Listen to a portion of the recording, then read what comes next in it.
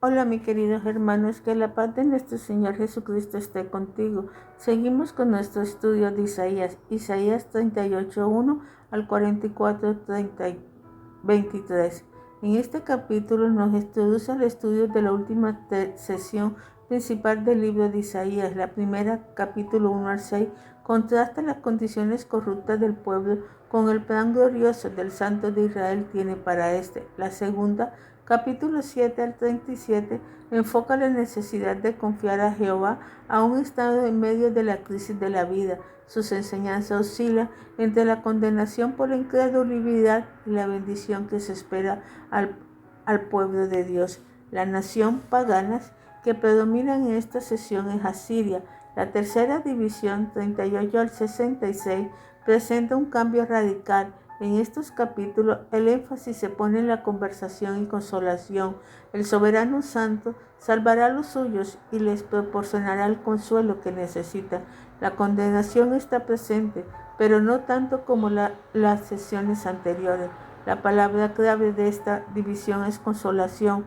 Este concepto se encuentra en el 15 veces en estos capítulos y solamente 2 veces en el resto del libro. La liberación del pueblo produce la consolación del mismo. La nación pagana que destaca más en esta sesión es Babilonia. En cambio, tan radical de énfasis ha hecho que muchos crean que fue otro autor el que escribió esta sesión del libro. Esta conclusión no es necesaria cuando tomamos en cuenta que los temas que tratan son los mismos, lo que cambia es el enfoque. La comprensión de estos capítulos tiene que tomar en cuenta el hecho de que Isaías tenía en mente dos tipos de audiencia cuando pronunció y escribió este mensaje. El primer grupo es el de los judíos que habitan en Judá por el año 70 a.C. y que vivía cuando Isaías profetizaba.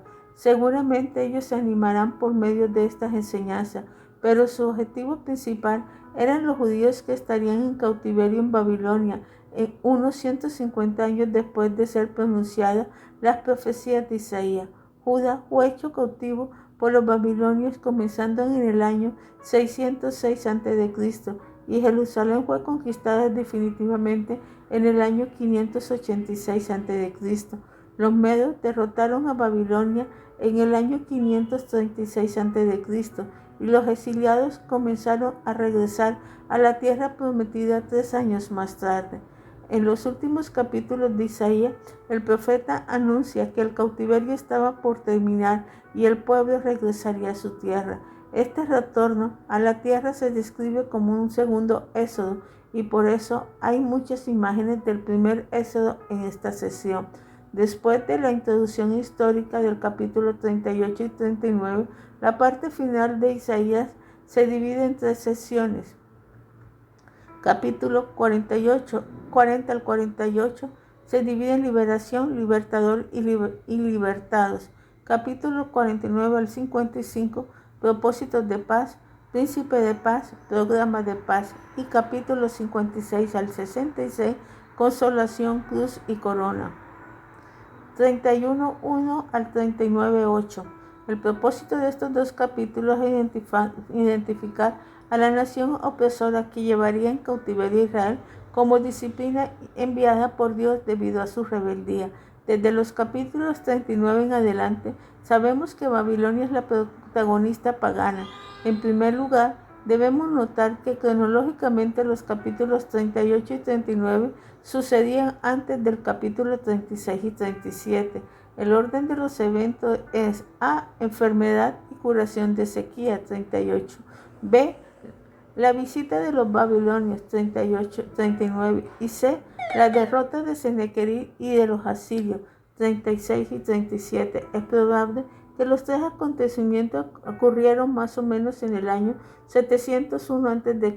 e Isaías cambió el orden a registrarlo con el fin de lograr su propósito.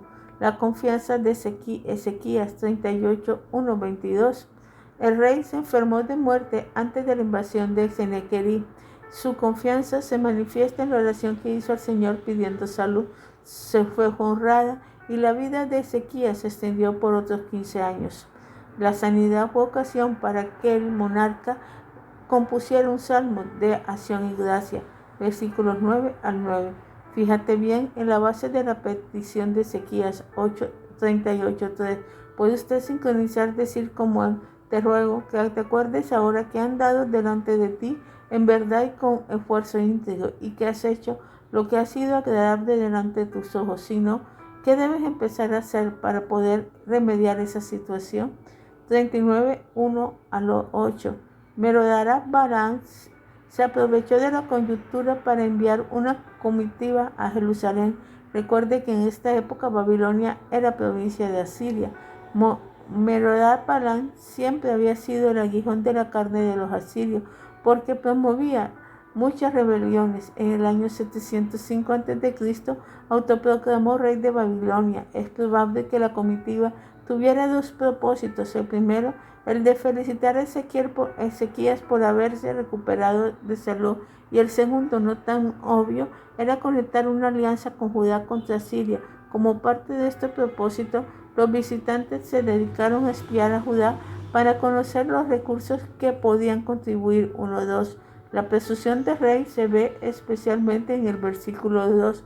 El diálogo entre Ezequías e Isaías 3:4 fue el que dio base a la profecía de los versículos 5-7. Unos 100 años después, Judá sería llevado cautiverio por el imperio neobabilónico.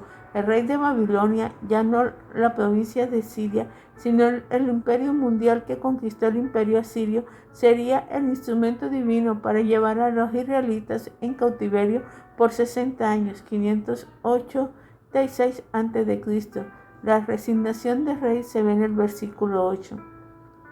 41:31. Es emocionante leer este maravilloso capítulo.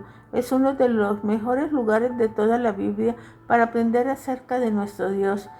Él es el único que reina sobre todas las cosas. Él es el soberano, el Santo de Israel. Su magnificencia se demuestra en tres formas. 41-11. El Señor declara al pueblo en cautiverio que su pecado ha sido perdonado. Su liberación está próxima y por lo tanto debería cobrar ánimo y consolarse. 1 y 2. Los versículos 3 y 11 mencionan a tres voces o testigos que declararán que Jehová hará lo necesario para traer a su pueblo de regreso a su tierra. La primera voz anuncia la presencia de la gloria del Señor con los suyos. Todos los obstáculos que hubieran en el camino serán allanados. 3:5. El segundo testigo habla de la palabra del Señor. Lo que él prometía se cumpliría, porque los dichos de Jehová permanecen para siempre. 6:8. La última voz enfoca la protección del Señor. El pueblo regresará a Sion y será amparado por su Dios, que es a la vez guerrero y pastor. 9:11. No había duda alguna, el Santo de Israel los había perdonado y los volverá de regreso a la ciudad santa. Es evidente que el cumplimiento final de esta promesa se verá en el reino mesiánico. 4:12-21. La majestad del Señor se describe en los versículos 12 y 17. Se aprecia especialmente su omnipotencia y omnisciencia. La conclusión que llega el profeta es que este Dios majestuoso no se puede comparar con ninguno de los dioses de este mundo. 18:21. La idolatría se hace insostenible frente a la grandeza del único Dios vivo y verdadero. Analicemos los versículos 12 y 17 para adquirir una mejor comprensión de nuestro Dios. Hago una lista de todas las ilustraciones que utiliza para describir al Señor. Mediten cada una de ellas y alaben a Jehová por todo. 40-42-31. El profeta hace hincapié en tres aspectos de las obras del Altísimo. A. Controla todas las cosas, versículos 22 y 25, y es el creador de todo lo que controla, 26-28. B. Este creador soberano fortalece a los suyos para que realice sus propósitos, 29-31. Por lo tanto, C. Este es el Dios que sacará a su pueblo de Babilonia y lo llevará a la tierra prometida. Aún los más débiles, si confían en él, harían el viaje sin fatigarse. 41:1, 49:9. La fidelidad del Dios de Israel. El pueblo que estaba esclavizado tendría a dudar de la fidelidad de Jehová. En esta porción de Isaías descubrimos 5 formas en que el Omnipotente les asegura su fidelidad aún en medio de las circunstancias más obvias. Primero, usando a los paganos para realizar sus propósitos. 41:1-7. El Señor envió a todos los pueblos a contemplar su obra. Versículo 1. La pregunta clave es ¿quién? 2:4. El justo que vendrá del oriente. Versículo 2 sería Ciro, y en los versículos 2-3 se describe sus movimientos y conquistas, quién lo controlaba y usaba para sus propósitos. Solo Jehová. 4. Él movilizará a las naciones para demostrar su fidelidad a su pueblo. Las naciones paganas realizarán a los movimientos de Ciro como se describe en los versículos 5-7. Se llenarán de terror y espanto. Versículo 1. Se unen entre sí para tener mayor fuerza. Versículo 3. Y confiar en sus ídolos que no lo pueden ayudar. Versículo 7. Al ver estos movimientos, el pueblo esclavizado de Israel debería comenzar a regocijarse, porque sería señal de que pronto serían liberados, reconociendo el lugar del privilegio que Israel ocupaba en su plan. 4:8-9. Dios les confirma que son su pueblo elegido porque habría sido escogido en Abraham. Además de haber sido seleccionados, el Señor consideraba a Israel su siervo. Aún en el cautiverio no los había desechado como tal. Confirma su presencia y ayuda. 41:10-20. El mensaje principal de los versículos 10-14 es: no temas. Al enfrentarse con la salida de Babilonia y el viaje de regreso a su tierra, no deberían tener temor, porque Jehová estaría con ellos. Versículos 10a. Le daría fuerza. 10b. Y siempre los ayudaría. 10c, 14 y 13. Sus enemigos serían derrotados. Versículos 11 y 12. Él sería siempre su Dios. Versículo 13. Y su Redentor. Versículo 14. El Santo de Israel los socorrería al gusano de Jacob. Llegaría el día en que Israel vencería rotundamente a todos sus opositores. 15:16. En medio del desierto sus cuidadores le darán agua y sombra. 17:20. La descripción que hacen estos versículos es semejante a lo del reino milenial del capítulo 35. No hay por qué temer si el Señor es nuestro Dios. Relatos contra los falsos dioses. 41, versículos 21-29. El desafío de la lanza al Señor a los ídolos se ve claramente en los versículos 21 y 23. Lo único que pide es que predigan el futuro y que cumplan lo que profetizaban. La evidencia de que Jehová es el Dios verdadero, 25-28, es que él anunció con 150 años de anticipación la venida de Ciro. Del norte levanté uno y vendrá para liberar a su pueblo. El fallo de la corte se encuentra en los versículos 24 y 29. Los ídolos y su obra no son nada y son solo vanidad. Tienen tanta sustancia como el viento. Esta es la tercera vez que el Señor se burla de los ídolos y no la última. 42:1-9. Encontrarse con las imágenes vanas. El Señor tiene un siervo que obrará a favor de su pueblo y del mundo entero. Esta porción es la primera de 4 que se conocen como los cantos del siervo sufriente. 41:8-9. Israel como nación es un siervo escogido por Jehová, pero en los 4 cantos aludidos, el siempre escogido es el Mesías prometido. Este primer canto se divide en 3 partes. Primero, Jehová habla a su pueblo. 1:4. Aquí se hace una descripción del siervo y su obra. Será una persona que hace la voluntad del Señor, porque obra en el poder del Espíritu Santo. Su ministerio se caracterizará por ternura y humildad. Su meta será universal, traer justicia a las naciones. El único que puede traer justicia a las naciones es el Mesías. Jehová habla al siervo. 5:7. Se presenta como el creador y sustentador de todo. Y en los versículos 6-7 comisiona directamente al siervo, prometiéndole su protección en el desempeño de su labor. Nótese que otra vez se hace hincapié en la universidad de su ministerio. Jehová rectifica sus promesas, versículos 8 y 9. No hay duda, los ídolos no sirven, pero el Santo de Israel hará todo lo que ha prometido. Cuánto aliento traerá a Israel el reflexionar sobre estas manifestaciones de la fidelidad de su Dios. A pesar de su indiferencia, Él siempre permanecerá fiel. los sacaría de Babilonia y los traería a su tierra para que habiten el pueblo. 42:10, 44:23. ¿Cómo reaccionan los redimidos frente a la grandeza y fidelidad de su soberano? Son tres las respuestas que da a este propósito. Cantando un cántico de alabanza. 42:10, 17.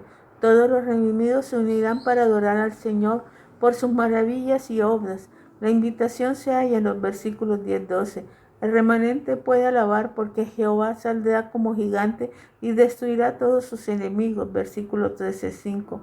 Otro motivo de júbilo es la guía del Altísimo a lo largo viaje de regreso a la tierra prometida.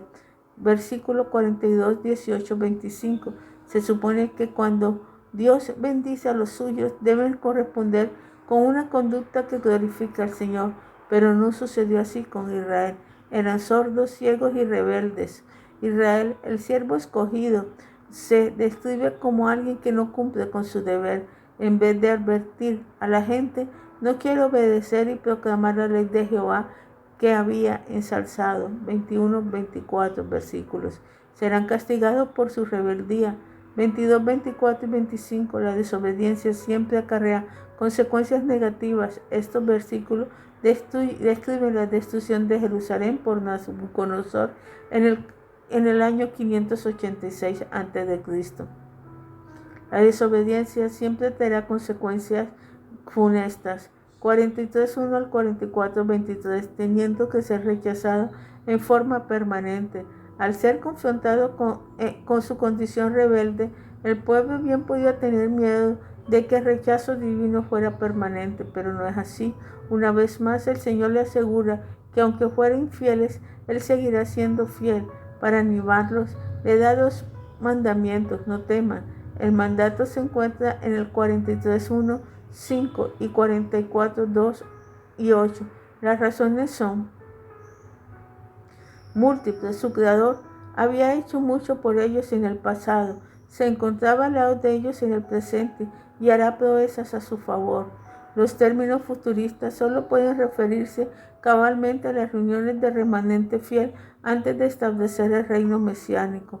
Sean mis testigos. En vez de rechazar al pueblo rebelde, le llama a quienes sean sus testigos. Deberían dar testimonio al mundo entero de 5 verdades. Primero, Jehová es el único Dios vivo y verdadero. Segundo, Él redime a los suyos.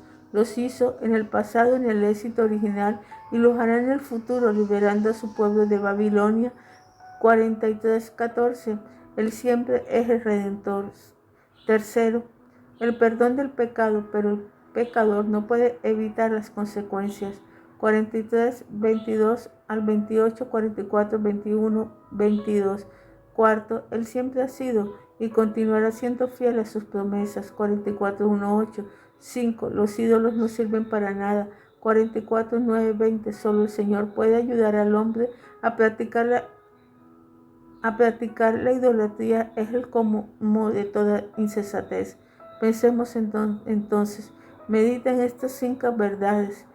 ¿Es esta una descripción de Dios en que usted cree y confía o tiene un concepto distorsionado de Él?